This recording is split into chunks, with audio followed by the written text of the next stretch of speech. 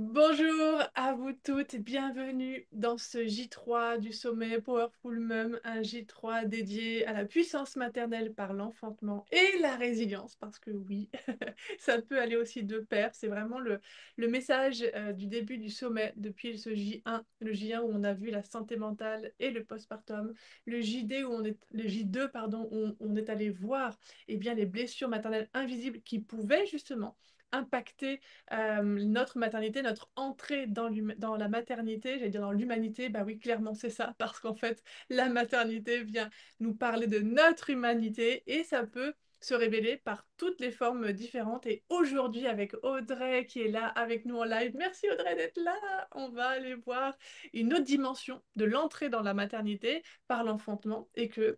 euh, eh bien, peut-être que ça va être l'occasion de se rendre compte. Alors, moi, vous connaissez un peu mon histoire et ça me fait écho à l'histoire d'Audrey.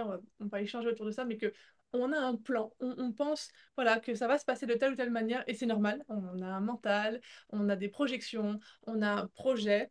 C'est normal. On se projette pour avancer et que bah, ça se passe pas forcément comme on voudrait et on va pouvoir voir avec Audrey bah, aussi du coup comment elle a traversé cet enfantement, donc du coup qui est aussi vraiment le socle et le seuil de son empuissancement en tant que femme à travers sa maternité et plus précisément l'enfantement, mais aussi après voilà, toutes les clés que ça a pu lui apporter et la résilience et l'expansion finalement de son être, de la femme, de la maman qu'elle est et de l'être et de l'âme incarnée qu'elle est, etc. Audrey, bienvenue, merci beaucoup d'être avec nous aujourd'hui. Bonjour Laurie, bonjour tout le monde. Merci beaucoup pour ton invitation qui m'a beaucoup touchée parce que voilà, tu le présentes là, mais rien que le fait d'exprimer mon histoire, voilà, sous l'angle de vue que tu proposes, c'est un cadeau pour moi parce que ça, voilà, ça permet de l'intégrer, de l'assimiler dans une dimension supérieure et voilà, qui est très riche. Donc merci beaucoup de m'avoir invitée. Bah, avec grand plaisir. Et puis, ce qui va être très chouette, moi aussi, moi, je suis très émue d'accueillir ton et de recueillir ton témoignage parce que même si je sais hein, que d'autres mamans, d'autres femmes que moi ont vécu un accouchement dit traumatique, euh, c'est intéressant pour moi, en tout cas, ça me fait vraiment vibrer de voir aussi autrement. Bon, moi, ça a été par la césarienne imposée, mais c'est très beau aussi, je pense, c'est important. Puis ce sommet, il est là pour ça, hein, principalement de dire on n'est pas seul.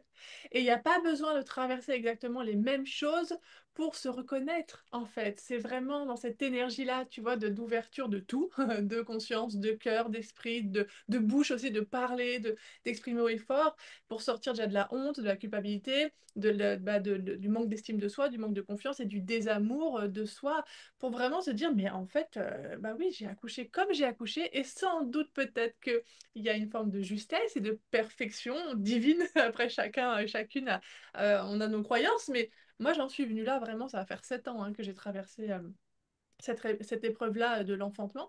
Et je me dis, hein, en fait, tout est juste parce que oui, là aujourd'hui, on va parler de l'enfantement, mais aussi on va parler, toi, des portes que ça a ouvert dans ta vie personnelle, dans la relation à ton enfant, mais aussi professionnelle, et à quel point finalement c'est une belle opportunité, finalement peut-être même parfois une bénédiction si on est très optimiste et si un peu tout comme moi, bon, ça y est, on est sorti peut-être du plus gros, mais vraiment aujourd'hui, je suis en gratitude pour cette épreuve, mais parce que vraiment ça a été une épreuve et tu vas nous en parler aussi toi, mais je suis vraiment en gratitude et heureuse. Et finalement, c'est grâce à ça aussi qu'on se retrouve toutes les deux aujourd'hui, parce que tout ce cheminement que j'ai fait m'a donné envie de créer ce sommet qui part vraiment de qui je suis au plus profond de mon être, de mon cœur. Et puis, ben, tu as répondu, tout comme les 13 autres intervenantes, en écho assez rapidement à mon invitation. Et oh, c'est trop beau, en fait. Mais même pour moi, c'est un cadeau de dire, waouh, Audrey, elle a dit oui, comme ça. Waouh, Laura, enfin, toutes, elles ont dit oui, oui, comme ça. Enfin, tu vois, ça me paraît énorme parce que j'avais l'impression, tu vois, que ça ne regardait pas, que ça n'intéressait que moi, etc. Et en fait, non. Et vraiment, vous êtes merveilleuse, puissante et merci encore. Oui, là j'ai envie de rebondir là-dessus. Effectivement, quand tu m'as fait cette invitation, en fait, j'étais en train de me dire, parce qu'en fait, je suis en train de créer un podcast Naissance souveraine qui raconte des histoires d'enfantement souverain. Donc, d'abord des histoires physiologiques, et puis de plus en plus aujourd'hui des histoires d'enfantement non physiologique, mais en souveraineté. Et donc, je me disais, mais en fait, mais j'aimerais bien raconter mon histoire moi aussi. Et là, tu me proposes ce sommet. Et là, je me dis, bah, évidemment, en fait. Tu as été exaucée. Oui, c'est ça, ouais, c'est ça, Voilà. ouais. Je ne pouvais dire que oui. Bah, super. Et ben justement, et ben alors, est-ce que tu peux nous parler un peu plus de toi, de qui tu es et justement de ton enfantement, cette expérience clé dans ta vie de femme et de maman? Oui. Alors moi, je m'appelle Audrey Hutinet. Aujourd'hui, je suis à Bergerac et je suis en plein développement de mon activité de doula psychopraticienne. J'ai créé l'univers, la marque, le réceptacle qui s'appelle Wild Mama Queen. Et c'est vraiment dans l'énergie de, en fait, embrasser son enfantement avec toutes ces énergies-là de la mère, reine, sauvage. Parce que pour moi, l'enfantement souverain, c'est vraiment une énergie qui se passe autant dans le corps, à travers les premiers chakras. Donc, voilà, énergétiquement, il y a beaucoup de choses qui se passent ici et c'est comment on embrasse ça, comment on se laisse traverser par la vie, en fait, jusque dans son corps pour enfanter en pleine souveraineté, en pleine puissance et en pleine ouverture. Et il y a aussi donc bah, l'énergie de la mer, évidemment, voilà, bah, qui soutient, qui se laisse traverser aussi par son enfant, voilà, dans toutes les dimensions au-delà de l'enfantement. Et la reine, ben, en fait, qui assume ses choix, qui écoute son corps et qui ne se laisse pas, en fait, embarquer par ses peurs ou les peurs extérieures, qui est très connectée à elle-même, à ses rêves et qui sait construire la sécurité dont elle a besoin pour réaliser la réalité qu'elle appelle, quoi. Magnifique. Donc voilà, et en fait, ce qui a créé bah, cet univers-là, c'est vrai, c'est un petit peu bah, toute mon histoire avant finalement. Voilà, avant d'être enceinte, moi j'avais fait, donc j'ai fait ma première transmutation, ça a été par le couple à travers, voilà, j'étais dépendante affective. Alors j'aime bien mettre des guillemets parce qu'en fait voilà, il y a tout un, aussi des révélations à faire sur la perception de la dépendance affective. Mais donc je me suis formée, je me suis guérie et formée avec l'analyse de rêve, qui est un outil de psychanalyse et moi, après, à travers toutes les expériences de ma vie, je l'ai un peu... en tout cas, j'utilise cet outil à ma façon et j'ai beaucoup à cœur d'accompagner les personnes à prendre conscience parce que moi, à partir de là, je n'ai cessé de prendre conscience de moi et d'utiliser toutes les expériences dans ma réalité pour prendre conscience, prendre conscience, prendre conscience et retrouver cet ancrage, cet alignement toujours plus loin. Et c'est dans un peu voilà, ce cheminement que bah, j'ai accueilli d'être enceinte de mon fils.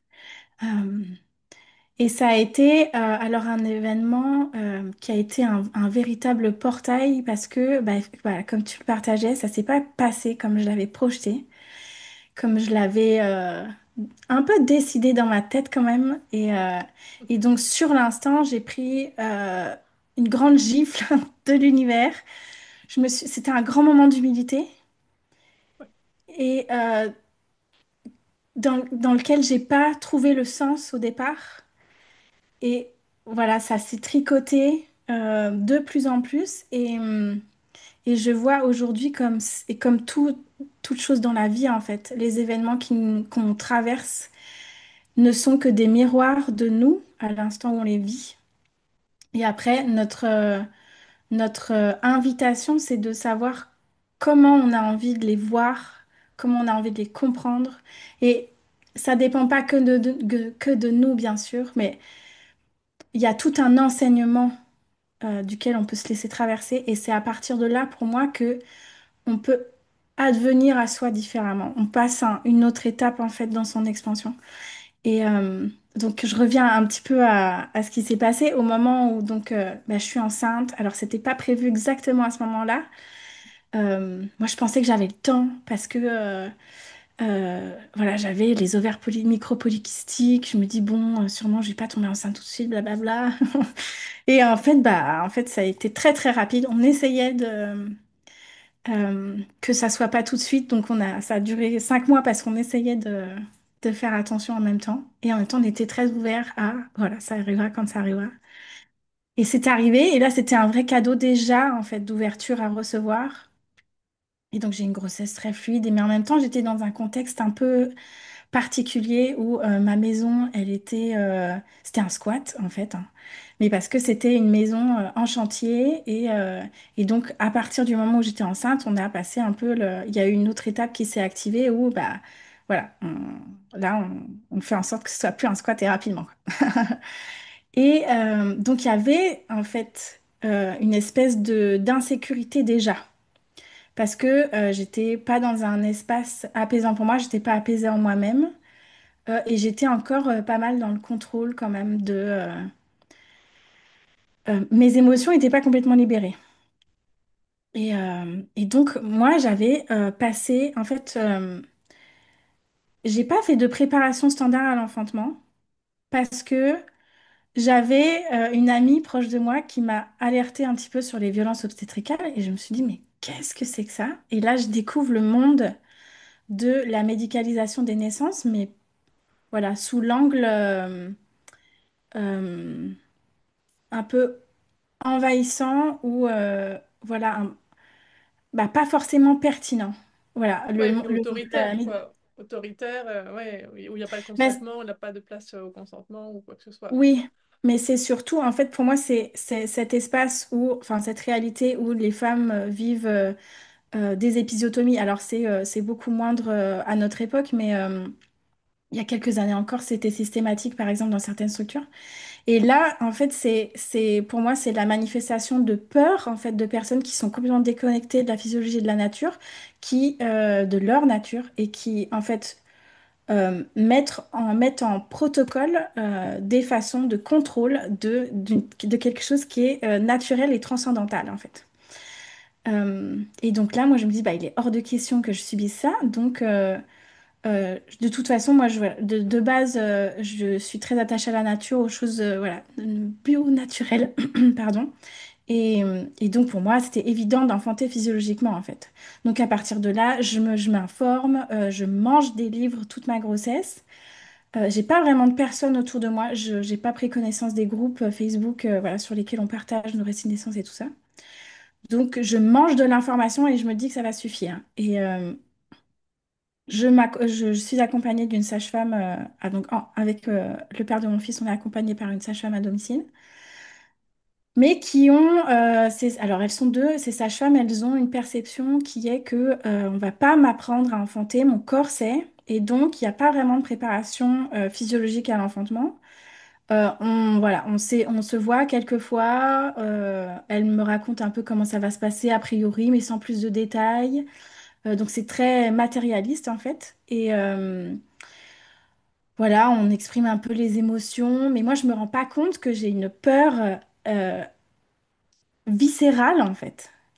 Alors je sais, plus la grossesse avance et plus je me dis, mais en fait, je sais que mon bébé, il va faire a priori 3,5 kg. Moi, je fais 1,50 m pour à peine 50 kilos. Je me dis, il y a une petite peur quand même qui commence à grandir de est-ce que c'est possible, quoi? Est-ce que je vais y arriver, moi?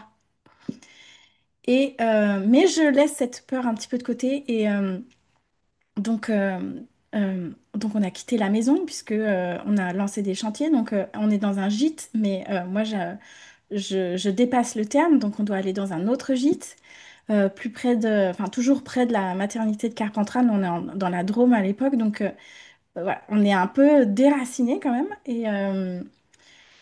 Et donc voilà, je lance un petit peu un petit boost de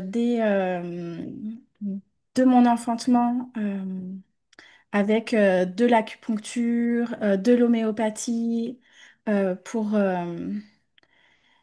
bah voilà, parce que j'ai été 9 jours post-terme et donc il y a quand même une forme voilà, d'anxiété qui s'installe, voilà.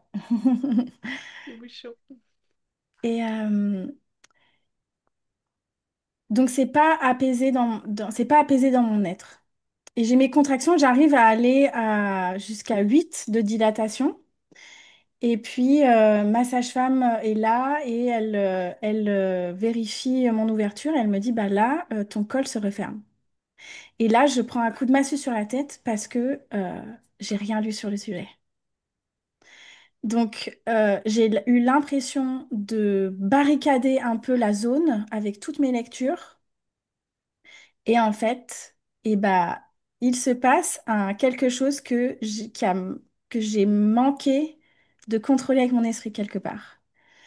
Euh, et là, donc, du coup, je suis désemparée. Je ne peux que m'en remettre à ma sage-femme qui me dit, maintenant, il faut percer la poche. Et ça se fait à la maternité. Et donc, ça se fait sans moi. Et là, le monde s'écroule sur nos têtes parce que moi, je voulais absolument éviter la maternité. Et là, j'y vais tout droit, quoi.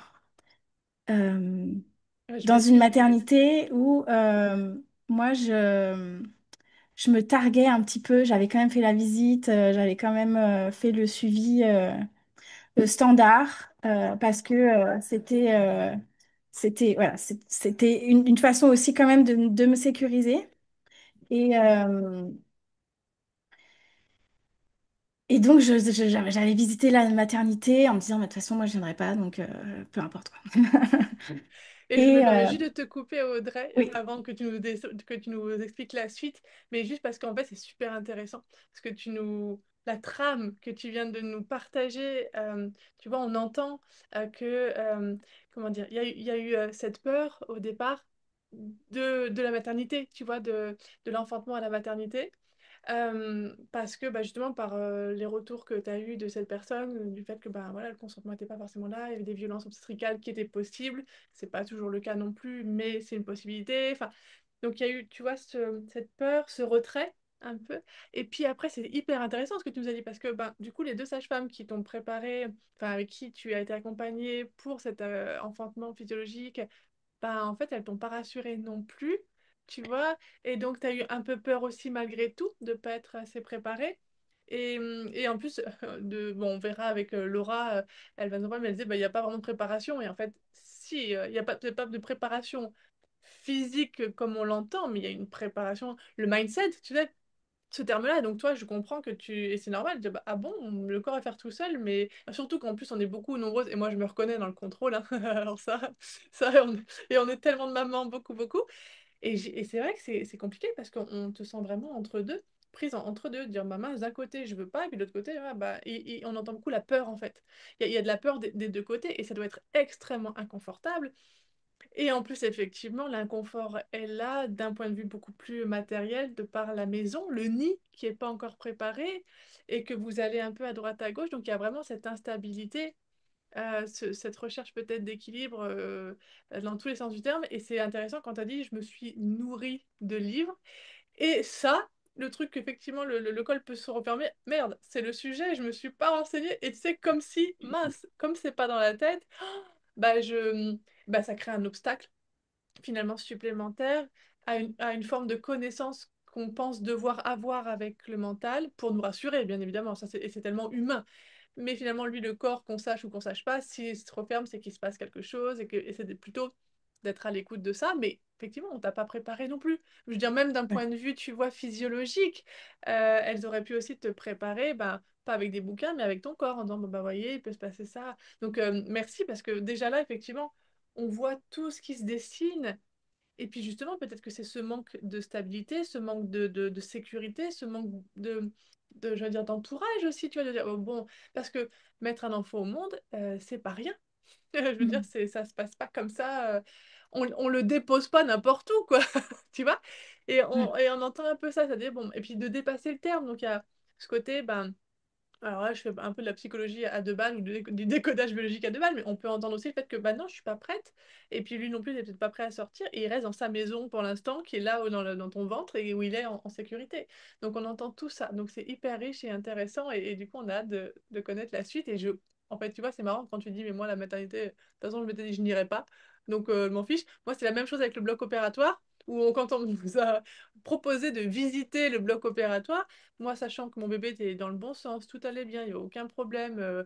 Bon, moi, contrairement à toi, je fais 1m81, 75 kilos. Bon, pas de problème, enfin, tu vois, rien ne me faisait peur, j'ai le corps. Donc, non, moi, la césarienne, pouf, donc vraiment, et j'étais même pas allée visiter, et c'est là, moi aussi, où la vie m'a amenée dans ce bloc opératoire. Donc, moi, j'ai hâte de savoir la suite. Donc, excuse-moi de t'avoir coupé, mais je trouve que c'était intéressant de mettre tout ça en lumière, c'est Oui, tellement oui, intéressant. merci pour ton intervention et ça me donne envie de rebondir brièvement dessus. C'est que aujourd'hui, euh, parce que j'ai l'impression, du fait que je suis doula, du fait que je crée ce podcast, j'ai l'impression d'essorer un peu. Je m'offre une conscience de l'univers de l'enfantement que j'avais pas du tout à l'époque. Ouais, J'avais pas cette clarté de vision et du coup, c'est vrai que je me vois un peu dans la caricature, un petit peu de perception.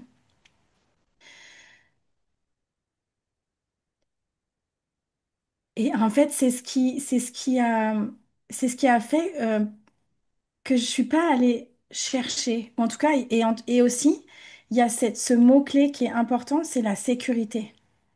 J'étais en insécurité moi-même dans mon être. Parce que pour plein de raisons, émotionnelles, parce que voilà, j'osais pas me faire confiance absolument en premier.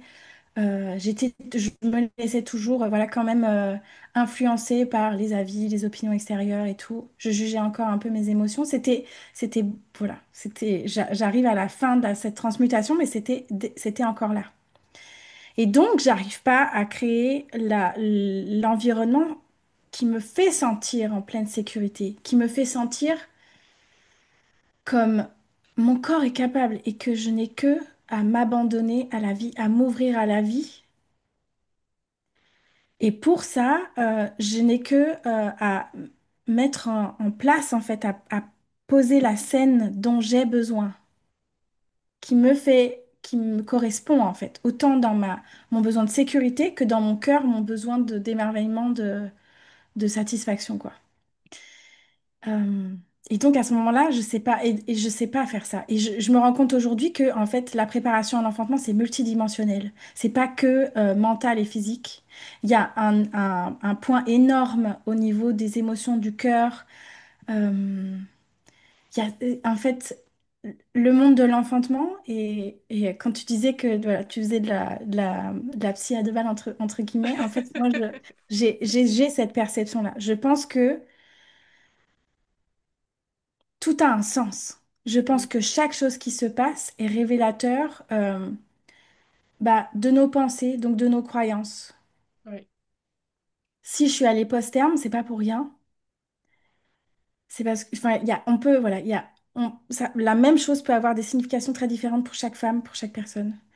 Euh, Moi, il y avait un challenge à embrasser ou une initiation à faire de qu'est-ce que tu fais avec le temps? Qu'est-ce que tu fais quand tu as l'impression que c'est trop long? Parce que moi, j'ai tendance à me précipiter. C'est difficile pour moi d'attendre. C'est difficile pour ah, moi de me poser dans l'instant présent et d'oublier le temps. Voilà, c'est pareil. Voilà, je peaufine ça encore aujourd'hui. Euh, et je pense que l'enseignement de mon enfantement, c'est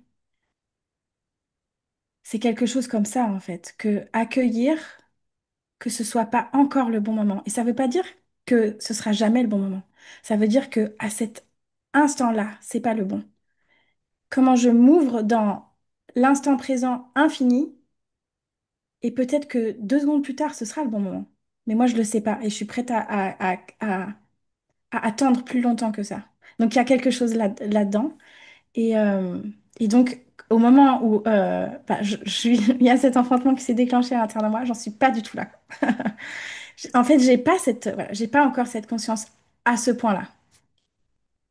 Et donc, voilà, la sentence tombe un petit peu, c'est comme ça que je le ressens dans mon être.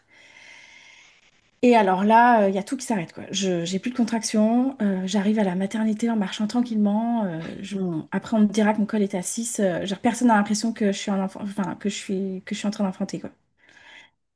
Donc la sage-femme s'en va. Moi, je me retrouve avec un sage-femme qui arrête pas de me répéter, on n'est plus dans la physiologie, vous risquez la rupture utérine, on n'est plus dans la physiologie, vous risquez la rupture utérine. J'ai envie de le gifler. Donc c'est un peu la descente aux enfers, quoi, quand même, hein. Bon, le contexte initial n'était pas optimal parce que j'avais cette insécurité. C'était pas, je me sentais pas, en fait, épanouie dans ce qui se passait et je m'en rendais pas compte. Euh, mais du coup, voilà. Bon, ils nous laissent quand même le temps. Ils sont quand même, voilà, assez ouverts à leur façon à notre projet. Et donc, ils nous laissent 4 heures pour essayer de relancer la machine. Mais je suis pas dans le bon contexte. Je suis pas là où j'ai envie d'être. Donc, ça va pas. Forcément, ça se relance pas. Euh, et donc, au bout de 4 heures, la poche est percée. Euh, Ça m'ouvre à 7, mais c'est pas suffisant. La pression du bébé sur mon col n'est pas suffisant. Donc, on va dire, bah, maintenant, madame, il faut de l'ocytocine. Et en fait, voilà, on va me dire, maintenant, il faut ça, maintenant, il faut ça. Moi, tout a un sens. Donc, j'avais décortiqué quelles sont les conséquences de l'ocytocine sur le bébé, la symbolique psychologique de la césarienne, de la péridurale et tout. Donc, j'étais là, on était en train de dire, bah maintenant, il faut ça. Vous savez, le truc que vous voulez pas, là. Le truc qui va potentiellement bah, engrammer des blessures, des blocages dans l'inconscient de votre fils, quoi. C'est surtout ça, en fait, à ce moment-là, ma grande culpabilité, c'est ça. C'est pas pour moi, c'est de dire, j'ai pas réussi à, à ne pas offrir un contexte qui permette que mon enfant ne naisse avec pas trop de valises, quoi. Et ça, c'est très, c'est tout sauf de l'humilité, en fait. Euh, Parce qu'à ce moment-là, bah là, je suis pas du tout dans le j'accueille la vie. Je me laisse traverser par la vie comme elle a besoin de me traverser aujourd'hui, à ce moment-là, pour que je puisse recevoir l'enseignement qui m'emmène au-delà. Et pourtant, à ce moment-là, j'ai la croyance, moi, que nous naissons, que nous décidons en fait des blessures avec lesquelles on s'incarne, parce que c'est par là qu'on va choisir la guérison qu'on va pouvoir expérimenter. Sans blessure, on ne peut pas guérir. Sans blessure, on ne peut pas, pour moi, vivre cet empuissancement qui est la guérison, qui est de j'ai été blessée à cet endroit, je vais pouvoir changer de perception pour que, à cet endroit précis, je découvre mon pouvoir. Et moi j'ai découvert cette perception la première fois par Tony Robbins et elle qui m'a beaucoup touchée. Et maintenant qui m'a beaucoup touchée parce que en réfléchissant à ma vie, je me suis rendu compte que c'était exactement ce que je créais en fait, ce qui se passait dans la mienne, quoi. Et donc j'ai cette ambivalence-là. Je me dis, bah, ok, voilà, c'est ce qu'on partageait juste avant l'enregistrement, c'est que j'ai perdu le fil, mais on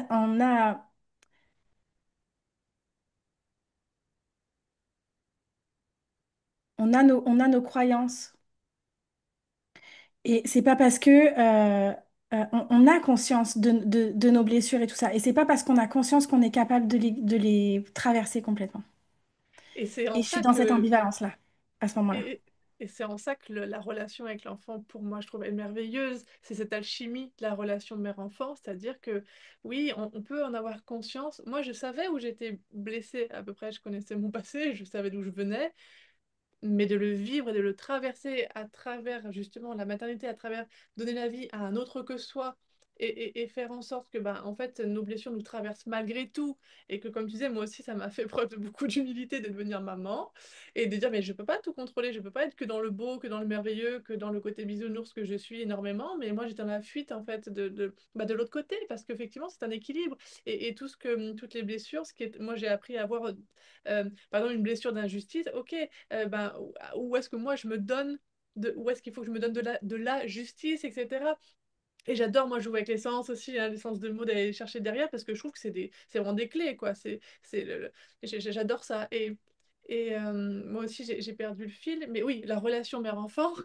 Et donc, c'est vrai qu'après, moi, ça m'a appris à me dire, OK, ben, tous ces bagages-là, et je suis tellement d'accord avec toi, pas d'un point de vue théorique, mais c'est tellement d'accord de toutes mes cellules parce que je l'ai vécu aussi, comme toi, de dire, ben oui, je pense qu'on choisit nos blessures, nos enfants nous choisissent sans doute pour ça aussi, bien sûr pour l'âme lumineuse, le côté lumineux qu'on a, mais aussi pour l'humanité, l'être humain que nous sommes et nos blessures. Et eux-mêmes, ben voilà, vont être impactés de telle manière parce qu'ils sont aussi quand même une âme incarnée complètement indépendante de nous et que ça va créer quelque chose chez eux qui va leur permettre finalement d'évoluer. Et là, tu dis, ah bon, ça va, alors il y a une forme de logique, donc le mental est content, notre cœur de maman aussi, mais on a envie, bien sûr, bah oui, d'être ces magiciennes, d'être ces fées, d'être ces enchantresses, mais que dans le côté lumineux. Mais non, en fait, ça m'a appris, et peut-être sans doute que toi aussi, bah en fait, d'être magicienne, d'être fée, d'être enchanteresse, c'est aussi passer par le chaos, passer par nos ombres, passer par la désespérance, le désespoir, la souffrance, enfin, le côté burk qu'on voulait pas voir, en tout cas que moi je voulais pas voir, et se dire, mais en fait, je suis toujours en vie avec ça. Et finalement, mon fils, mon enfant, ma fille, mais par son attitude, son comportement, ses blessures, me permettent d'aller chercher la ressource en moi. Alors en moi, soit pour moi quand ça me parle, parce que bien sûr, des fois ça nous parle, et puis des fois ça nous parle pas, mais on va chercher la ressource pour lui amener, parce qu'en fait, ils nous ont choisi comme guide, et c'est ça qui est merveilleux, mais pas le guide qui connaît tout. Le guide, le vrai, quoi, c'est-à-dire qui est dans sa puissance d'être humain, et donc l'humain imparfait, puisque, et c'est ça qui est beau, c'est qu'en fait on grandit ensemble, sinon on pourrait pas se connecter aussi puissamment avec nos enfants, tu vois? Et Bien je sûr. pense que jusqu'à présent, c'était un peu ça aussi la perception de la maternité, de la parentalité. Les adultes, ils savent, les enfants, ils savent pas, donc tais-toi et assieds-toi correctement, finis ton assiette, fais ci, fais ça, et puis voilà, et puis je te valide ou je t'invalide, je t'aime ou je t'aime plus. Enfin, et c'est hyper, c'est lourd. Alors que nous, oui, on est vraiment pris là-dedans. Mais et ces claques-là, moi aussi, hein, mon accouchement, ça a été une sacrée gifle, une gifle divine, mais une gifle quand même pour l'humaine que je suis et que j'étais beaucoup dans le mental. Mais merci en fait, merci parce que je suis redescendue d'un étage, comme dit Gad Elmaleh, Ouais. on va tous descendre d'un étage ici.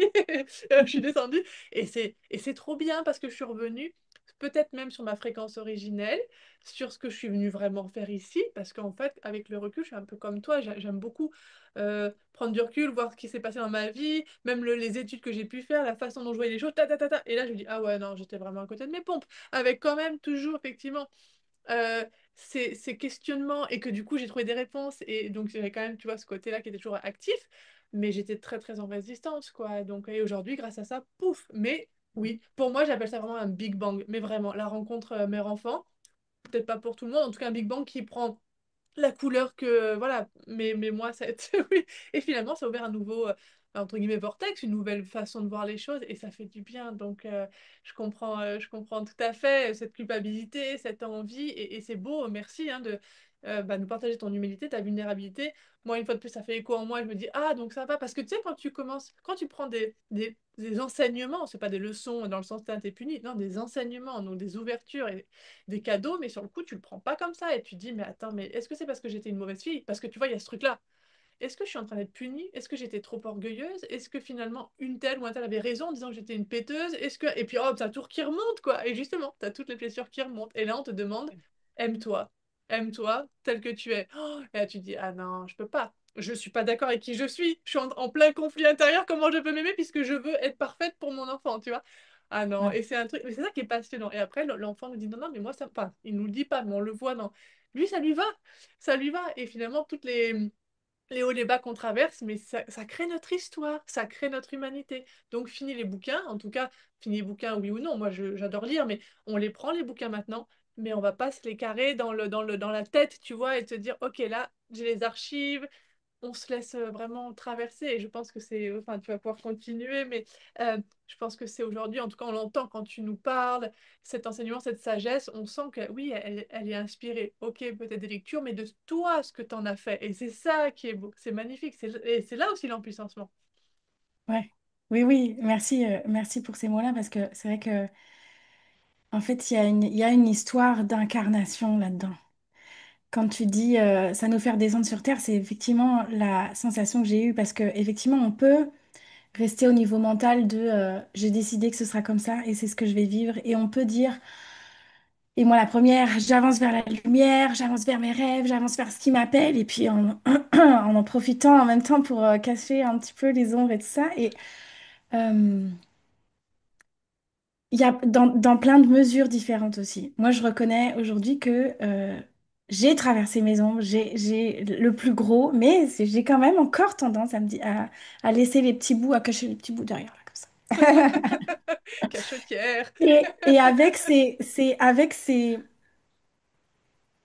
portails-là, effectivement, on a tout qui remonte.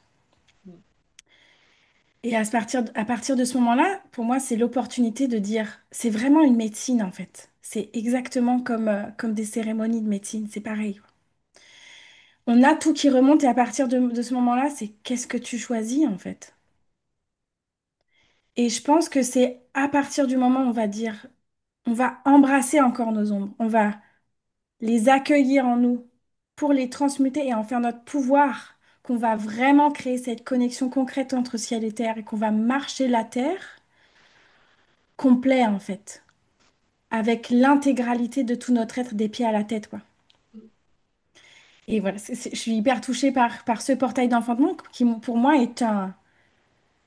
c'est une porte ouverte à cette incarnation-là, en fait, de redescendre et en même temps euh, connecter au ciel parce que en tant que femme, quand on traverse cette expérience-là en conscience, il y a une ouverture à l'univers qui est possible et qui est énorme. Mais voilà, si on... Enfin, même si je pense, même si on n'est pas vraiment ouvert à ça. Moi, donc, je suis à la maternité et j'ai ressenti ce cosmos-là. Même si c'est pas de la façon dont j'aurais voulu le vivre. Mais il y a cette intensité, en fait. Et donc, à partir du moment, en fait, et c'est l'intensité augmente au fur et à mesure, finalement, où les personnes qui m'entourent me disent, bah, ocytocine. Attention césarienne ou pas. Et là, je suis dans cette description que tu disais tout à l'heure de me remettre en question, de me dire mais qu'est-ce qui se passe? Qu'est-ce que j'ai manqué? Qu'est-ce que j'ai pas compris? Pourquoi je suis en train de créer cette réalité-là? C'était vraiment, moi je dis, ce qui m'a guidée toute ma vie, moi c'est pourquoi. Pourquoi? Il faut que je trouve le sens, quoi. Et j'étais là, donc sous ocytocine, à avoir une douleur dans le bassin que j'arrive pas à contrôler. J'ai envie de tuer quelqu'un pour me soulager. Enfin, évidemment, je n'allais pas le faire concrètement, mais il y a vraiment cette, euh, cette envie, ce besoin de sortir la violence que je suis en train de vivre dans mon corps, en fait. Et c'est pas insurmontable, mais il y a quelque chose de l'animal blessé, enragé, quelque chose de ça, quoi. Et j'ai mal, et je me demande pourquoi. Et le père de mon fils, il me dit, mais on s'en fiche, pourquoi et tout. Mais sauf que moi, c'est ce qui me tient, en fait, quoi. Et là, donc je sais pas, peut-être dans cette demande déjà que j'énonce, pourquoi, j'ai l'intuition, je me dis, ah, faut que je demande la péridurale. Et là, rien que ça, c'est une transmutation pour moi. Parce que c'était hors de question que j'ai la péridurale, quoi. Moi, je suis née sous ocytocine et péridurale, en fait. C'était hors de question que je crée la même naissance pour mon fils, pourtant je l'ai fait. Et par contre, c'était impossible que... En fait, j'ai accueilli la péridurale pour pas aller en césarienne. Là, c'était impossible que mon fils naisse en césarienne, c'était hors de question. Et donc là, grand moment d'humilité, je demande la péridurale. Et, euh, et là, pareil, en fait, quand on donne naissance, on a besoin d'être de l'intimité, on a besoin de couper le mental, on a besoin qu'on ne nous parle pas, de pas avoir de lumière. Et donc là, j'ai j'ai perdu le mot, mais la personne qui vient me faire la péridurale. Qui vient, qui parle fort, qui me parle, je sais pas, de tout et de rien. J'allais dire de ses vacances, je sais plus si c'était ça, mais peu importe. Et chill, quoi, comme si, enfin, absolument pas dans l'ambiance dont j'ai besoin. Il est sympa, et franchement, il est sympa, mais c'est pas du tout approprié. Et donc, ça me déconnecte encore plus. J'ai l'impression, pendant la péridurale, que je suis en pause, quoi. Que je suis sortie de ma bulle et j'attends qu'il parte pour essayer de retomber dedans, finalement. Et, euh, Donc, au départ, grosse dose, enfin, dose, même si c'est une dose minimale pour moi, grosse dose, parce que bah, je suis en team Paris. Et donc, bah, je sens plus rien. Et donc, par contre, le bénéfice, c'est que je peux me détendre. En fait, j'étais en train de... Ça me faisait tellement mal et j'arrivais pas à me détendre sur la douleur, sur la sensation, que j'étais en train de crisper, en fait. Et donc, la péridurale me permet de me détendre, de lâcher prise. Je crois que je m'endors. Et bah, par contre, ça fait que mon fils évolue tout seul à ce moment-là, parce que je suis plus en présence, en fait, d'être à être avec lui. Euh, et après, les effets de la péridurale s'estompent et je peux sentir, je ressens de nouveau un peu de douleur et je le sens dans mon bassin. Et donc, je vais pouvoir ensuite sentir les poussées réflexes. Donc, il me semble on m'a fait un petit peu de poussée dirigée. Euh, donc, j'ai poussé en dirigée. Donc, ce qui n'est absolument pas nécessaire, pour information.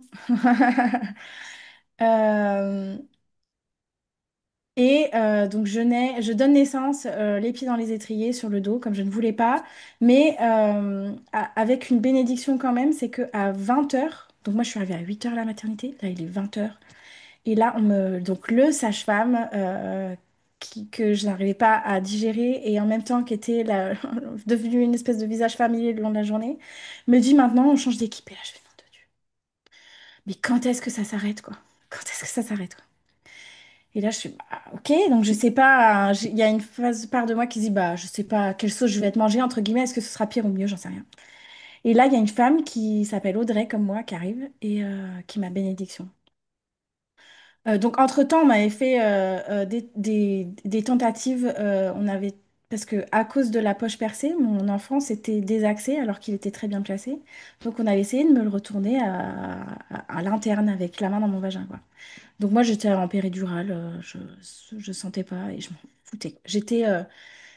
Ça me dépassait trop quoi. Je, j'étais là bah, en gros faites ce que vous voulez entre guillemets. J'aurais pas accepté des choses vraiment violentes, mais ils étaient avec de bonnes intentions et avec leurs croyances. Donc pour eux la solution c'est ça. Moi je savais pas quoi faire d'autre. On était sortis de la physiologie, je savais plus quoi. Ils étaient bienveillants avec voilà, avec leurs connaissances et avec leur perception et c'était ok. Et donc, ils n'avaient pas réussi. Et donc, elle arrive, elle me dit, bah, mettez-vous à quatre pattes quand même, même avec la péridurale sur le lit. Elle m'a fait 2 points d'acupression et mon bébé, il s'est replacé direct. Donc là, je me dis, ah, quelqu'un de ma planète, mon Dieu, merci. Et elle n'était pas là en train de me dire, on risque la rupture utérine. Elle n'était pas là à... Je change, en fait, il y a une... je change complètement d'énergie. Je passe de la peur qui me dit, attention, attention, attention, attention, attention, à une femme, à une énergie qui est, mais douce, bienveillante, enveloppante, sécurisante, qui a confiance, qui me dit, mais ça va le faire. Voilà, hop, c'est simple. 2 points d'acupression, le bébé se replace. On n'a pas besoin d'aller voilà, intervenir, mettre les mains et tout. Et là, je me dis, oh, je peux peut-être négocier d'enfanter accroupi sur le lit. Elle me dit, non, là, quand même, à cause de la péridurale, ça va pas être possible si vos jambes elles lâchent et tout. Ok. Et, euh, et, euh, et voilà, il y a beaucoup de soutien, il y a beaucoup de douceur. Et ça, c'est mon baume au cœur. Et je me dis, mais c'est tellement précieux qu'il y ait des femmes comme ça, des sages-femmes comme ça dans les maternités, parce que ça change tout. Oui, parce que même si t'as pas pu être, enfin, elle n'a pas pu accéder à ta demande, tu as quand même été entendue. Tu vois, t'as pu, déjà toi c'est super, tu t'es senti en confiance, tu as pu demander ce que tu avais envie de, voilà, de vivre, et elle t'a entendu, et elle a dit bah non, et il y a eu en plus une explication, le pourquoi, c'est à cause de la péridurale, et du coup les jambes peuvent lâcher, et donc il y a un risque. Mais c'est génial en fait, parce que enfin c'est génial. Aussi, bah si, c'est génial, rien que ça en fait, la base de pouvoir oser demander, exprimer ce qu'on ressent, nos envies, nos besoins et d'avoir une réponse en retour, une réponse cool, tranquille et argumentée, quoi. Ça, c'est parce que parfois, l'accouchement peut bien se passer, entre guillemets, mais tu vois, selon effectivement si on a été entendu ou pas dans nos besoins, nos demandes, ça déclenche des accouchements traumatiques, tu vois. Et dans mon histoire, moi, ça a vraiment été ça. Moi, je parle de césarienne imposée et je ne changerai pas ce terme-là parce qu'il est tellement juste. Moi, c'était pas une césarienne d'urgence. Oui, c'était d'urgence parce que j'étais quasiment dilatée à 10 et que j'allais pousser et que lui, il s'est dit non, mais moi, je veux pas un accouchement en siège. Donc c'est no way, je ne veux pas. En plus, c'est pas il n'y a pas eu d'explication, c'est je suis pas d'accord, c'est même pas, il a dit je ne suis pas d'accord. Ah là là. Voilà. Et ensuite, je l'ai pas revu, on m'a emmené, tu vois. Et ça, alors peut-être il aurait pas parlé comme ça, peut-être que j'aurais eu une césarienne et peut-être que je n'aurais pas été sous le coup d'un accouchement traumatique. Mais bon, après, voilà, je n'aurais pas été qui je suis aujourd'hui non plus. Donc voilà, on va pas refaire l'histoire. Comme on a dit tout à l'heure, tout est juste. Mais tu vois, ce truc de on me demande pas mon avis, déjà on m'impose, je suis pas entendue, alors que moi j'étais pour le coup en toute confiance. Tu vois, il y avait rien qui me. Il y avait rien. Bah, ou alors j'étais complètement shootée avec la péridurale, je ne sais pas. Mais moi, j'étais en confiance et j'avais hâte de justement de pousser et d'y aller. Alors peut-être que j'aurais peut-être souffert et ça aurait aussi déclenché un accouchement traumatique, je ne sais pas. Mais en tout cas, j'aurais été. Voilà, moi j'étais vraiment en toute confiance. Peut-être naïve, peut-être inconsciente et insouciante, je ne sais pas. Et ça, tu vois, quand tu disais que tu avais perdu le contact avec l'être de ton bébé, avec la péridurale. Moi, c'est pas à ce moment-là. Ça a vraiment été au moment de la césarienne où là, j'étais dans une telle peur. Pour le coup, tu sais, c'est très intéressant. Tu parlais de ta peur, que oui, ça venait warning, warning, et ça nous coupe de plein de choses, effectivement. Et ben moi, c'est quand je suis partie en salle d'opération. Là, j'étais en crise de tétanie, de peur, je tremblais dans tous les sens. Et là, j'arrivais plus à me connecter à mon bébé. Alors que juste avant, je me disais, ça y est, c'est bientôt à nous. Let's go, quoi. On est une équipe et ça va le faire. Bon, et peut-être que ça l'aurait pas fait. Mais en tout cas, tu vois, j'avais ce. Moi, je suis vraiment comme ça. C'est d'abord, j'ai confiance, et puis, oh là, c'est quand je me retrouve un peu dans la situation, je me dis, ah mince, mais je sais que voilà, il y a des solutions et j'avance quand même. Mais c'était, ouais, la peur. Et là, je me suis dit, mince. Et pourtant, la sage-femme m'a dit, dites-lui que vous êtes là, rassurez-le. Donc, j'ai essayé, tu vois, mais je sentais bien que c'était pas du plus profond de mon cœur et mon être. Moi, j'étais en panique totale. Donc, c'est vrai que, tu vois, quand tu dis, oui, je crois que c'est les deux choses, j'ai l'impression, hein, mais les plus importantes et qui reviennent régulièrement chez les mamans, c'est le fait d'être entendu. Ça, c'est tellement important parce que quand on ne l'est pas, ça peut être traumatisant. Et surtout la connexion avec son bébé. Ouais. Alors que ce soit voilà, pendant le travail, avant et après, parce qu'une césarienne, par exemple, ou un accouchement d'urgence, enfin une césarienne d'urgence, ou quand il y a un souci, et qu'on nous enlève le bébé, c'est très dur aussi, ce lien qui est rompu d'un coup. Donc, merci, c'est vrai que c'est, tu vois, ces deux piliers aussi hein, qui font qu'un enfantement va se passer d'une certaine façon. Donc, je te laisse revenir avec ta fée, du coup, qui est arrivée à ce moment-là, et comment ça s'est terminé, du coup. Ouais, alors juste avant, j'ai envie de rebondir sur ce que tu disais et Oui, tu vois, en t'écoutant, je me disais, mais en fait, tu vois, ça dépend, ce qui va se passer dans l'enfantement, ça dépend aussi beaucoup des personnes qui sont en présence. Et quand on a une personne en présence qui va refuser le lien avec la mère, bah, on peut créer, voilà, faire ressortir des peurs, des émotions plus challengeantes, enfin, de la colère. Et c'est là qu'on va ne- que la mère va peut-être être déconnectée de son lien avec son bébé, tu vois, voilà, dans ton histoire, dans mon histoire. Et là, je suis en train de me rendre compte que par cette nouvelle sage-femme qui est venue à la fin de mon enfantement, elle a reconnecté avec moi, elle a connecté avec moi, en fait. Mais ouais, je sais pas, de cœur à cœur, en fait, elle n'était pas dans la perception du risque, elle m'a vue comme bah, une puissante. humaine, en fait, en Ouais. train de donner naissance, quoi. Mm. Et c'est à partir de là où, parce qu'elle a créé le contact avec moi, elle m'a encouragée, que moi, j'ai pu reconnecter à mon bébé et nous soutenir. Et ça, c'est hyper important, en fait. Finalement, c'est un grand filet de relation, en fait, de connexion, de cœur à cœur, d'âme à âme. De connexion même au-delà en fait. Et, hum, et donc voilà, quand cette femme arrive, quand voilà, elle nous permet que mon bébé se remette en position voilà, optimale, là j'ai un grand moment de soulagement et le reste se fait rapidement en fait.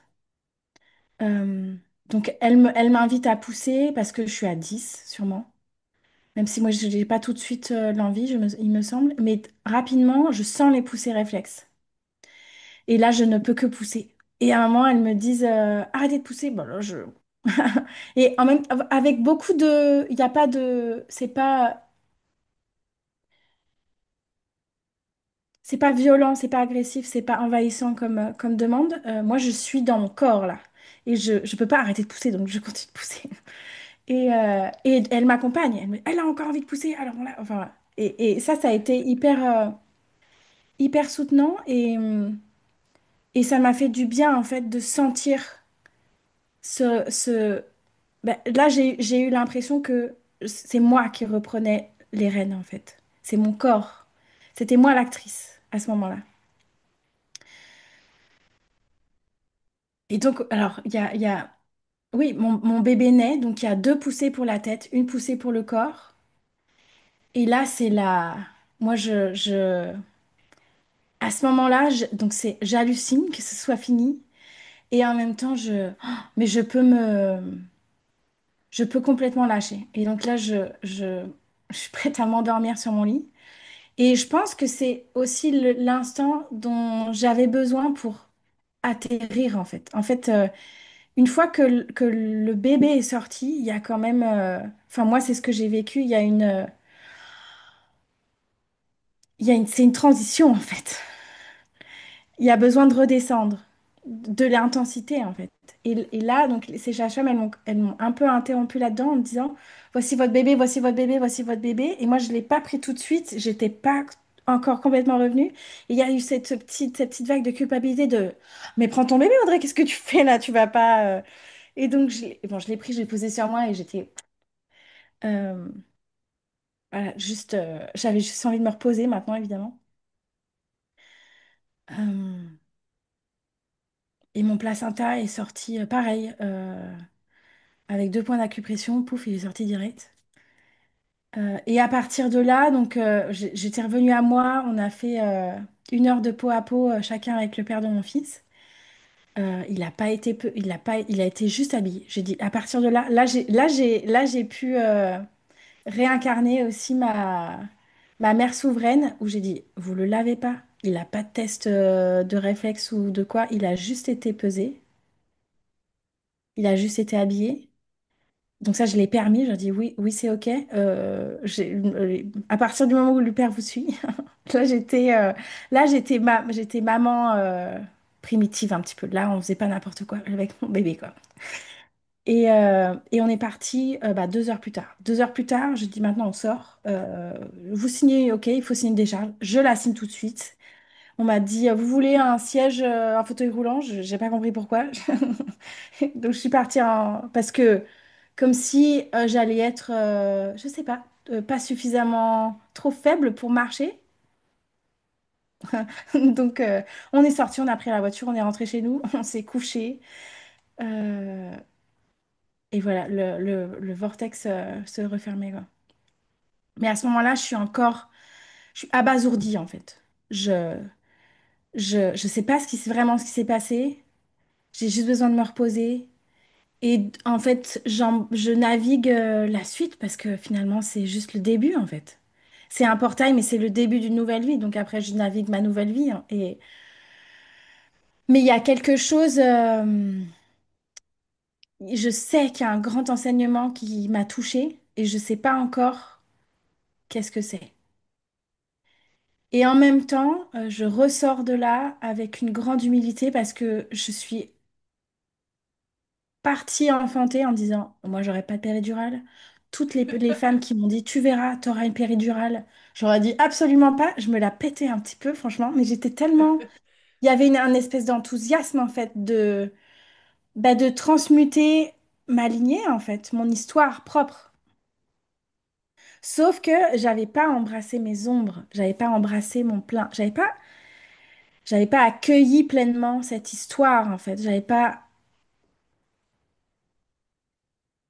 mis de l'amour sur toute. La mocheté, entre guillemets, c'est pas le bon mot, mais c'est pour vous indiquer que c'était pas facile pour moi de l'accueillir. J'ai pas, je vois comme mon enfantement m'a, a, en fait, impacté ma façon d'être au monde et toute mon éducation derrière. Voilà, c'est pas parce qu'on enfante de façon physiologique ou par césarienne ou quoi ou qu'est-ce que c'est une programmation dans la pierre en fait. On a toute l'éducation derrière qui va venir la cultiver ou pas. Et après, c'est à nous évidemment de la transmuter. Mais voilà, j'étais à ce moment-là, j'avais encore de l'amertume et aujourd'hui, mais par cette expérience dans le corps, j'ai vu ma mère différemment. J'ai vu ma naissance différemment. Je me suis dit, ouais, bah maintenant, je prends conscience qu'on ne fait que ce qu'on peut, en fait. Dans l'enfantement et en tant que parent, on fait ce qu'on peut, avec qui on est. Et évidemment, on peut pas être épanoui en allant enfanter. C'est pas ça le jeu de la vie, en fait. On va enfanter avec qui on est et on manifeste l'enfantement dont on a besoin pour grandir. Et donc, avec grande humilité, je me suis dit, bah, ma mère, elle a fait ce qu'elle a pu. Et moi, j'ai fait ce que j'ai pu. Et c'est parfait. Et on a toute la vie, en fait. Et ça, j'ai mis un peu de temps, quelques temps à l'engrammer à l'intérieur de moi. Mais maintenant, j'ai la vie, euh, les années qui vont suivre pour m'accompagner moi et accompagner mon fils à embrasser cette transmutation si lui, il a envie de le faire. Euh, et c'est ce que tu partageais un peu tout à l'heure, en fait. De plus en plus, je laisse passer la mère parfaite, pas celle voilà, qui pense que l'enfant est une coquille vide à remplir, mais celle qui veut moi je reconnais que j'ai la mère à l'intérieur de moi qui veut éviter le plus de souffrance à mon enfant. Il y a quelque chose c'est subtil, là, c'est un peu caricatural dans les mots, mais il y a ça en profondeur à l'intérieur de moi.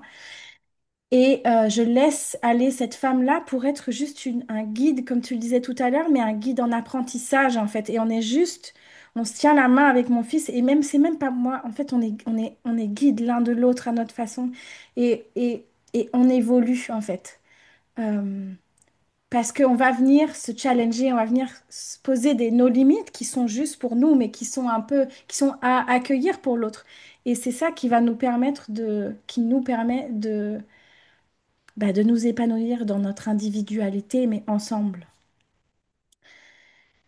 Et donc aujourd'hui, je suis toujours en digestion, en fait, de cette expérience-là. Et c'est pour ça que je suis là. Et la première, en fait, la première conséquence de cet enfantement-là, c'est un énorme feu à l'intérieur de moi qui a pris naissance. Si je me suis dit, mais là, alors je le savais déjà, mais maintenant je l'ai vécu, on enfante sur la tête en fait. Et en fait, cette expression, je l'adore en même temps. On enfante sur la tête dans le sens où on enfante à l'envers, mais on enfante sur la tête, on enfante avec la tête en fait. Parce que on descend pas jusque à à notre utérus, à notre vagin en tant que femme, quoi. On descend pas jusque-là. Et je me suis dit, en fait, je me suis dit, mais en fait, j'ai oublié mon corps sur la route, en fait. Mais je savais pas comment. Aujourd'hui, je m'en rends plus compte. Mais parce que j'embrasse quelque chose de multidimensionnel. Euh, et c'est ça la complétude en fait de la préparation pour moi aujourd'hui. Et à l'instant T, je me dis mais il y a quelque chose qui est déjà né en fait. Il y a le feu de transformer le monde des naissances déjà à ce moment-là. Je me dis c'est pas possible. Là il y a un monde à transformer. Il faut que j'en fasse partie quoi. En tout cas, moi j'ai besoin de porter ça. Pour moi, j'ai besoin de porter ça au monde parce que j'ai une transmutation à faire en fait à l'intérieur de moi, quoi, là. Et là, il me tombe du ciel, évidemment, une formation bah, de doula en ligne. Et voilà, c'est l'école Quantique Doula, par des femmes qui présentent l'enfantement comme un portail entre science et sacré. Et là, ça me touche énormément parce que j'ai pas envie en fait, d'apporter ça au monde de façon perchée, entre guillemets, que avec de la symbolique psychologique, j'ai envie aussi en fait, d'avoir la forme concrète de l'accompagnement de la doula qui est sur l'alimentation, sur la physiologie, donc qui a une base concrète, quoi, scientifique, quoi. Et donc ça, c'est la première étape, en fait, bah, de cette transmutation, en fait, et en même temps qui est une, euh, une construction de ce que je vais offrir au monde. Exactement comme voilà, la psychanalyse et l'analyse de rêve, finalement. Et aujourd'hui, je combine les deux. Et, hum, et donc, cette formation, c'était de nouveau, enfin, c'était déjà la transmutation de mon enfantement parce que j'ai pris conscience, en fait. Là, j'ai eu l'information qui m'avait manqué par rapport au col qui se referme. En fait, un col qui se referme, c'est physiologique.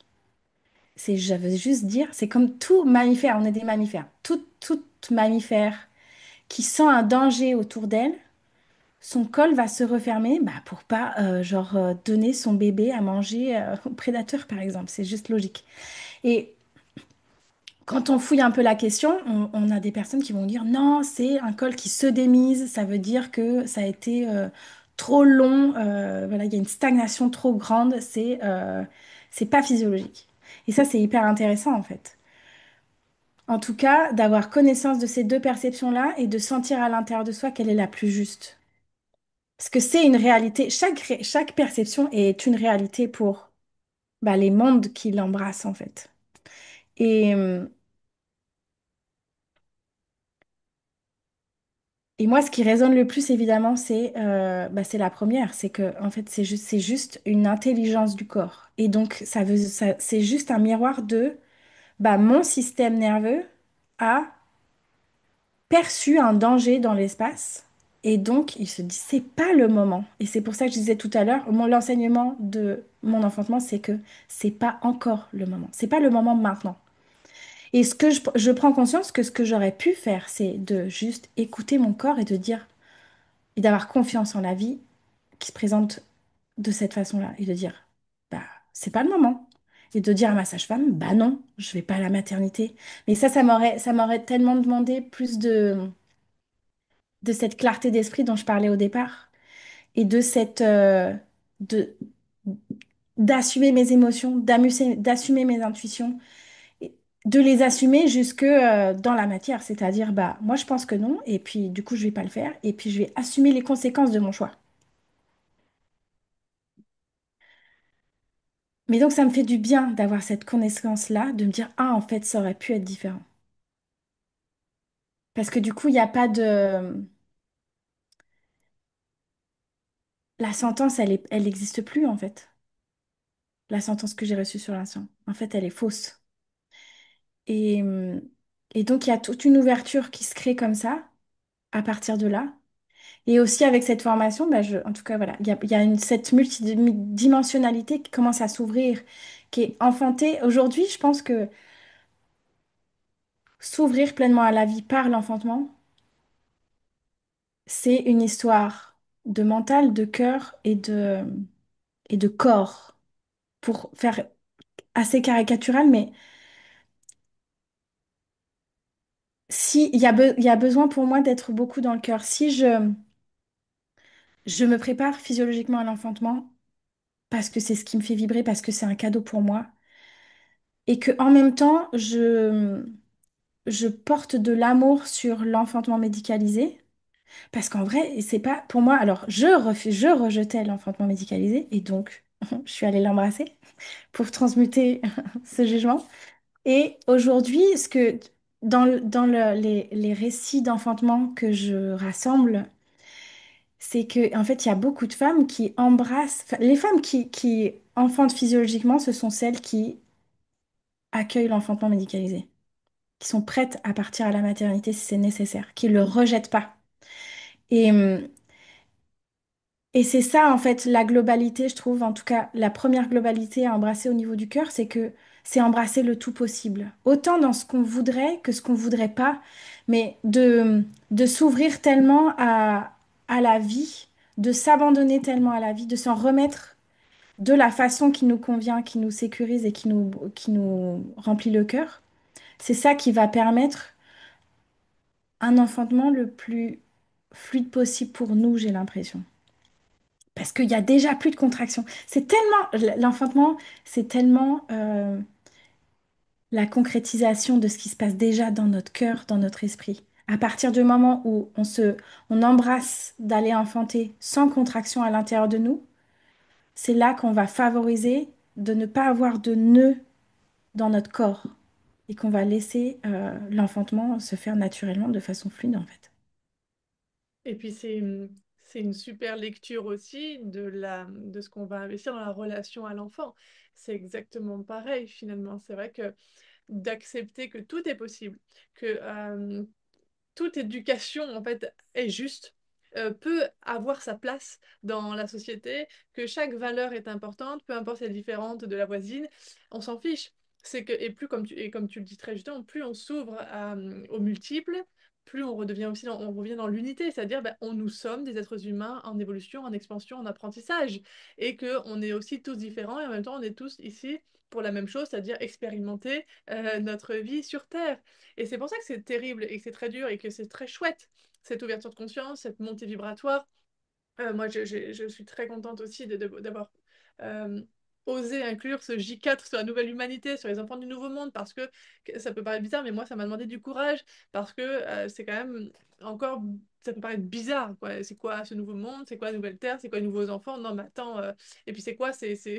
Maintenant, ces gens qui éduquent plus leurs enfants, qui les laissent souffrir, qui expriment les émotions. Enfin, waouh, ça part dans des trucs, tu vois, on se prend sur la tête. Mais comme moi, je suis de plus en plus OK avec ça. Et tu as raison. Moi, oui, ça te plaît pas, bah je comprends. Et vraiment, et c'est même pas de la provoque, à une époque j'étais un peu là-dedans. Là, non, vraiment, c'est je comprends. Mais moi, je sais où je vais. Et je sais que mon fils a besoin de tel environnement et que moi, je peux lui apporter tel environnement. Et en même temps, c'est très bien. Et c'est pour ça à notre garçon, on lui apprend pas à se conformer à ce qui arrive de l'extérieur, on apprend à accueillir ce qui arrive de l'extérieur, même si ça fait mal, même si c'est inconfortable, même si ça ne ressemble pas à ce qu'il aimerait, même si ça le déclenche, etc. Mais je parle de moi aussi, hein, bien évidemment. Et que du coup, waouh, on est quand même plus en paix. Et ça ne veut pas dire que la vie est parfaite, ça ne veut pas dire que la relation avec notre fils est toujours idyllique, pas du tout. Ça ne veut pas dire que mon système nerveux ne se dérégule pas des fois. Non, mais oui, comme tu dis, tu vois, c'est ouais, c'est la grande roue de la vie, c'est le processus, c'est on avance. Et, et vraiment, de toute façon, c'est une évidence. Si moi, j'avais accepté l'idée que je me retrouverais peut-être dans ce bloc opératoire avec une césarienne, bah, peut-être que je l'aurais eu, peut-être que je l'aurais pas eu. En tout cas, effectivement, les choses auraient été différentes. Et en même temps, il n'y a pas de regret à avoir. Et c'est pour ça que je trouve que c'est magnifique et c'est magique. Et c'est, ouais, presque une bénédiction dans le sens où, oh, mais attends, mais ça peut pas être possible que c'est autant de sens positif aujourd'hui alors qu'avant c'était l'horreur. Mais en fait, oui, je suis allée embrasser cette partie-là et ça m'a permis de transmuter ça en moi et d'être beaucoup plus dans l'acceptation, l'humilité, comme on a dit tout à l'heure, et d'être moins, justement, dans moins de peur. Et c'est fou. Et moi, je me souviens, mon père, il m'énervait quand il me disait ça. Moi qui étais une anxieuse, il me disait, la peur n'évite pas le danger. Ah, mais arrête de me dire ça, papa. Mais il dit, mais c'est vrai, j'ai dit, je m'en fous. Moi, je veux pas que ça arrive, tu vois. Et ben, en fait, voilà, 30 ans après, boum, c'est arrivé. Et en même temps, c'est une bénédiction de se dire, bah, ok, j'ai pu effectivement aller voir ce que c'était, je suis toujours là. Et en plus, ça m'a apporté du plus et ça m'ouvre le cœur et ça m'ouvre l'esprit et ça me connecte au vivant et voilà, il y a toutes les dimensions et c'est magnifique. Et c'est vrai, bizarrement, mon mental, lui, il a un peu buggé quand je disais, mais en fait, plus tu vas accepter que le pire peut t'arriver, plus ça va aller. Et ça, non, hein, il y a une période, ça n'allait pas là-dedans, c'était insupportable. Tu vois, le corps réagissait, effectivement, moi j'avais le système nerveux, j'étais en hypervigilance pendant des années, j'ai appris à le réguler, c'est une partie tellement importante. Mais tout ça, oui, on n'avait pas parlé non plus, tu vois, forcément avant. Donc c'est magnifique et c'est très beau, c'est empli de sagesse. Il y a des commentaires de Lila, je sais pas si tu l'as vu dans le chat, comme quoi ça a touché, mais moi aussi c'est très touchant, c'est très beau. Et puis on voit bien que tout est lié. Et l'enfantement, oui, c'est un passage, mais il n'y a pas non plus de... Comment dire? Il n'y a pas, comme tu disais, il n'y a pas de sentence, il n'y a pas de punition. On avait besoin de passer par là pour comprendre. Et c'était très beau quand tu as dit que tu voulais pas faire vivre à ton fils la même naissance que toi tu as vécu.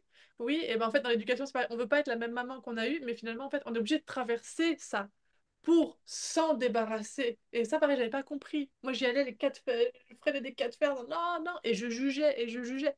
Et ben en fait, pardon, où j'ai lâché, et ben j'ai traversé. Et bien évidemment que je ne suis pas ma mère puisque je ne suis pas elle. Donc même si j'ai des attitudes et machin, ça me permet après de bah, déjà d'amener ça dans mon univers, de le reconnaître, de l'accueillir Et de me rendre compte aussi que c'est différent et que je le fais peut-être d'une façon différente, mais que je le fais quand même. Et du coup aussi de comprendre que mon fils, bah, il va peut-être pas l'accueillir de la même façon que moi je l'ai accueilli et ça va peut-être pas le blesser autant que moi ça m'a blessé parce que c'est pas moi. Et là tu dis ah c'est chouette. Et que si jamais, pour aller plus loin et vraiment rassurer tout le monde, si jamais ça impacte la même façon que moi, parce que des fois il y a des choses on va vivre de la même façon, eh bien comme moi je suis en train de traverser ça, de l'enfant intérieur qui se réveille blessé et l'adulte que je suis aujourd'hui, et donc l'importance de se reparenter, enfin je sais pas comment dire, mais voilà, de se rematerner de notre propre mère, eh ben c'est bon. On va être dans le dialogue, comme c'est la communication, la relation, et on va avancer, on va tâtonner, on va trouver des solutions. Donc, même si je suis en train de lui faire vivre ce que moi j'ai vécu, déjà c'est pas la même façon, mais même au pire, si, c'est pas grave, puisque je suis en train de traverser ça de l'autre côté du miroir, en fait. Enfin, voilà.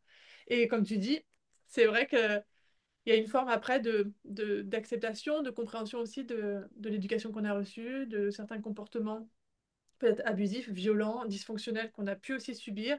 Ça ne veut pas dire qu'il faut pardonner à tout prix, ça ne veut pas dire que ça compte pas, ça ne veut pas dire que c'est pas normal aujourd'hui d'être blessé dans notre ego d'humain. Et là, il y a pas, c'est pas péjoratif, un ego, c'est vraiment cette protection, cette part de notre être qui nous protège du danger aussi, d'une certaine manière. Et qu'après, on se dit, ok, bah là, je comprends, et on avance. Mais il faut le temps, il faut le temps, il faut le temps. Mais donc, c'est bien. Et en fait, moi, là, les derniers mois, c'est vraiment ça, c'est arrête de fuir Laurie, quoi. J'ai essayé et j'y arrive. Mais au début, je vais essayer de plus me fuir et j'ai vu tous les espaces où je me fuyais. Et finalement, où je fuis ma responsabilité. Et l'accouchement, bah, peut-être qu'effectivement, finalement, ça m'a peut-être arrangé aussi de fuir cette mise à l'épreuve et de dire, attends, finalement, mon fils, il a vraiment besoin de moi entièrement pour l'aider à accoucher. Et en même temps, on se rend compte que il n'a pas besoin de moi, le corps, il le fait, tu vois. Donc, il y avait vraiment cette distorsion aussi. Mais c'est super intéressant, c'est pour ça que, comme je dis, chaque enfantement est parfait, même si, bon, peut-être, et je suis désolée s'il y a des mamans qui, voilà, qui sont encore hein, sous le coup d'un accouchement traumatique, etc. Mais je pense que c'est quand même important de l'entendre, même si l'ego ou votre partie blessée dit non, non, non. Moi aussi, hein, je disais ça, je disais non. Quand on me disait c'est un cadeau mal emballé, non, pour moi, c'est pas un cadeau du tout. Si, si, mais il est mal emballé. Non, je vous dis que non. Ben, en fait, oui, aujourd'hui, je comprends. Tu vois, donc vraiment, merci beaucoup, Audrey. C'est vraiment riche, c'est une pépite tout ce que tu nous as partagé et c'est vrai que c'est beau et c'est ça qui est merveilleux, je trouve, et qu'on peut être fier de nous et pas une fierté mal placée, mais fier de nous, c'est-à-dire de cet amour qu'on s'apporte, qui se dégage de notre discours, parce qu'on entend beaucoup d'amour, tu as un recul, tu vois, une sagesse, un recul de l'amour sur ce que tu as vécu. Et moi, ce que j'adore, parce que voilà, c'est vraiment, je dis, c'est ma spécificité, c'est mon expertise dans la relation mère-enfant, je trouve ça magnifique que tu te nourrisses de ça pour venir nourrir ensuite la relation à ton fils et à toi-même aussi dans cette relation-là. C'est merveilleux, puisque moi, ma grande vision, mon grand rêve, enfin, un de mes grands rêves, c'est vraiment d'élever la fréquence ouais, relationnelle entre les êtres vivants, les êtres humains. Et ça passe par soi, de soi-même à soi-même, de soi avec notre famille, de soi avec notre enfant, avec aussi du coup bah, l'équipe médicale, avec tout le monde finalement, on se rend compte, la relation, on relationne avec tout le monde. Donc c'est pour moi, c'est une des clés de l'élévation aussi de conscience ici sur Terre. Je ne peux que voilà, dire oui à ça. Ouais. Mm. En tout cas, merci infiniment. On arrive sur la fin. Et c'est, ouais, waouh, génial. 1h20, c'est tellement passionnant. C'est passé vite, je n'aurais pas pensé. Si vous avez des questions, n'hésitez pas. Merci déjà à toutes de nous avoir comment dire, rejoints. Non, pardon, au cours du live. Si vous avez des questions, n'hésitez pas, vous pouvez ouvrir le micro si vous le souhaitez, ou un petit mot dans le chat. Et un petit mot de Lila. C'est effrayant. Alors, Lila qui dit, c'est effrayant de se voir reproduire certaines attitudes imprimées dans notre inconscient. Oui, à l'amour, merci. Et oui, euh, bah ouais, mais on peut pas y échapper, parce que comme le disait très justement Audrey, je suis tellement d'accord avec toi, c'est le portail de transmutation. Pour transmuter, faut aller, faut qu'il y ait de la matière. Et la matière, c'est l'ombre, quelque part. J'ai envie de rebondir là-dessus, c'est que même moi, plus j'avance et plus je me dis, mais en fait, je suis en train de reproduire exactement un peu le schéma de la vie de ma mère, enfin, ce que je pouvais juger. Et aujourd'hui, en fait, je me dis, mais en fait, je le vis pas du tout je le crée pas du tout de la même façon. C'est la même chose. mais je le vis pas de la même façon. Je le crée pas de la même façon. Et c'est ça qui fait la transmutation. Je pense qu'on est juste invité à reproduire tout ce qu'on a vécu et ce qu'on n'a pas forcément apprécié dans notre enfance pour le vivre et le créer à notre façon. Et je pense que c'est ça le cadeau magnifique en fait. Parce que c'est déjà une ouverture de possible en fait. Moi, je suis en train d'être euh, la mère qui a son entreprise et son enfant.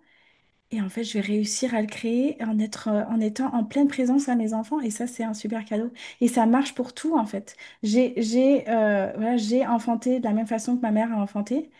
Mais je vais m'en servir maintenant comme médecine pour notre évolution à nous deux. Ce que ma mère n'a pas pu faire. Et on avance comme ça, en fait, sur les mêmes bases de nos anciens, mais toujours pour les sublimer, en fait. C'est comme ça que je le vois. Mais oui, et chaque génération est porteuse de prise de conscience. Et c'est pour ça que finalement, moi, enfin, je dis ça, je me parle une fois de plus à moi-même, hein, mais parce que moi, je voulais absolument couper avec mes racines, me couper avec mon arbre généalogique. Il y avait tellement de souffrance que j'en voulais pas. Bah si, Laurie, en fait, t'as choisi. Bah, moi, je suis entièrement OK avec cette croyance-là, mais chacune, c'est vrai, c'est que ma vérité, mais bah, t'as choisi. Et aujourd'hui, je comprends à quel point. Moi, je suis arrivée, en fait, moi, je suis arrivée sur Terre pour aimer, en fait, les humains et notamment ma famille, puisque pour moi, c'est la famille, c'est très précieux, c'est sacré. Et là, quand je suis arrivée dans cette famille, déjà là, et puis ouais, voilà, quand j'ai connu mon histoire, je dis mais c'est pas possible. Et pourquoi c'est si compliqué de s'aimer? Et j'étais en colère. Et j'ai vraiment, j'étais abasourdie. Mais je pense que oui, j'ai choisi cette famille-là, où il y a beaucoup de souffrance, etc., bah, pour me mettre à l'épreuve et surtout renforcer cet appel de l'amour inconditionnel, cet appel de l'amour. Sauf que, bah, mais ça qui est bien fait aussi, et que c'est le jeu, mais bah, toute la partie humaine, égotique et tout ça, je me suis dit que j'étais complètement à côté de la plaque, j'étais vraiment, bah, vraiment stupide en fait, d'être dans cette naïveté, d'amour, de joie, tu vois, et on se fait du mal. Et grâce à tout ça, et quand je vois mon fils qui est en fait un petit soleil, il est comme moi, lui, il est ouvert à la vie, voilà, il est et avec une hypersensibilité par contre. Donc là, je me dis, ok, donc moi, on n'a pas pu entendre ma sensibilité qui n'était pas forcément une hypersensibilité, en tout cas d'un point de vue du design humain. Lui, il est vraiment beaucoup blanc. Moi, j'ai beaucoup de centres colorés, donc ça n'empêche pas que je suis sensible, mais là, il y a une hypersensibilité à l'environnement. Et ben, ça m'a permis d'y aller encore plus profondément en moi, de transmuter tout ce que ma sensibilité qui n'a pas été entendue, acceptée, accueillie. Et c'est finalement, ouais, comme tu disais très, très, très justement, la blessure est notre plus grand cadeau parce qu'en fait, on est réceptif. Du coup, ça nous permet de mettre le focus. Et nos enfants, s'ils sont là sur la même. Parce que c'est pas évident non plus hein, d'avoir un enfant hypersensible quand en plus moi je suis sensible et qu'en plus j'étais abîmée là-dedans. Waouh, c'est un sacré challenge. Mais en fait, c'est tellement logique finalement. Tout se Bien suit sûr. et lui, il sait, je pense, il savait que j'allais être à l'écoute. Et puis son père est hypersensible. Là, j'ai découvert ça aussi. J'ai dit, oh waouh, ok, je savais pas. Et c'est beau. Et là, tu dis, ok, tout prend sens. Et moi, j'adore faire du sens aussi. Et voilà, donc c'est le vivant. Enfin, on pourra en parler pendant des heures. C'est magnifique. En tout cas, merci infiniment. Lila qui me dit, je me suis souvenu que ma mère a aussi été une petite fille, une adolescente et une femme parfois blessée. Mais oui, et ça a été magnifique aussi, un très beau cadeau qu'on se fait quand on revient à la femme, à notre mère. Et donc, enfin, quand on revient d'abord, enfin, moi, ça a été mon chemin. Enfant intérieur blessé, que je suis revenue et j'ai osé vraiment l'écouter. Et d'après, me dire, bah attends, si moi j'ai une petite fille intérieure à l'intérieur de moi blessée, bon, bah bien évidemment que moi je voyais que ma mère, mais blessée, mais adulte. Donc je dis, mais attends, on peut pas se prendre en main un peu, une adulte. Mais non, c'est là où j'ai compris que il y a la petite poupée russe. Et du coup, oui, après, on devient beaucoup plus. Et après, peu importe, on pardonne pas, on se rapproche, on se rapproche pas, mais nous, ça nous fait du bien. Parce qu'en fait, tant qu'on reste, ça, c'est une clé que j'ai comprise, tant que je restais en jugement, fâchée, en colère contre ma mère, j'étais fâchée, en jugement, en colère contre une partie de moi. Ça, j'ai mis beaucoup de temps, pareil, à l'accepter, parce que je me dis, bah non, je peux pas, puisque c'est pas moi. Elle, c'est elle, moi, c'est moi, on n'a rien à voir. Ouais, c'est ça, Laurie. Attends, t'as pas compris, ma grande. On va te garder un peu la tête dans le seau. Parce que, bah, comme pour l'enfantement, tu vois, bah oui, un peu toute cette toute puissance, mais comme tu disais très justement, pas naïveté, mais cet enthousiasme, cette envie, en fait. Je pense qu'on a beaucoup de projection parce qu'on a envie d'être dans l'amour beaucoup, beaucoup tout le temps. Enfin, en tout cas, mes clientes, c'est des clientes bisounours comme moi et il y a un cœur énorme et qui disent, mais qu'est-ce qui s'est passé? J'ai pas compris. Mais en fait, et ce désir de perfection, c'est en fait ce désir d'amour à tout prix. Et puis quand tu comprends que tu peux pas être tout le temps dans l'amour, moi, ça a été un deuil, hein. Vraiment, c'était un deuil de me dire, mais je peux pas être cette maman tout le temps bisounours, sympa, accueillant, disponible. Et ben, je m'en suis voulu. Puis après, finalement, ça m'a fait du bien. de me l'autoriser. Donc oui, après, l'équilibre revient. Merci infiniment, Audrey. Merci à vous toutes qui avez été là en live. Vraiment, c'est précieux. Vraiment précieux. Merci de d'avoir partagé ton histoire, Audrey. Elle est tellement touchante. Il y a Samia qui dit merci, Lila qui dit merci. Ah ouais, on te remercie toutes. Merci beaucoup. Et vraiment, mais peut-être que tu l'as déjà fait, mais sur ton podcast, n'hésite pas à faire un épisode de toi. Tu sais, tu me disais, mais moi j'aimerais beaucoup aussi raconter mon histoire. Mais prends le micro et raconte-la et offre-la au monde, quoi. Ce sera fait. D'une façon ou d'une autre. Merci infiniment, Laurie, pour ce sommet, pour cet espace, C'est vrai que, comme toi aussi, je me dis, mais il est déjà 11h16, Et mais tu vois, genre, le on temps de pourrait prendre le continuer très temps. Mais longtemps, moi, ça me oui! ferait plaisir. Non, mais complètement. Et là, on était vraiment hors du temps. Et tu vois, de prendre le temps, et ben, on l'a pris. Tu vois, finalement, toi qui disais, bah, je suis rapide. Bah, regarde à quel point tu prends le temps et pendant tu es dans l'instant présent et que tu poses les choses et que tu Ouais, partages. C'est magnifique. Ah, donc, la ouais. transmutation a été faite. En tout cas, ça, Oui, oui, mais c'est vrai, oui, oui. Et bah, voilà, pour ces choses-là, il n'y a d'accord. pas de problème. En tout cas, une très bonne continuation pour toi pour la suite. Merci infiniment. Le replay sera disponible donc ce soir. Et si, pour vous qui nous regardez en replay, vous avez des questions, de toute façon, je vais mettre les réseaux d'Audrey aussi hein, sous la vidéo. N'hésitez pas à nous poser vos questions. On y répondra avec joie. Je vous Avec remercie. plaisir. Je vous souhaite une belle fin de journée à vous toutes et je vous dis à très bientôt. Bye Merci bye. beaucoup. Ciao, ciao.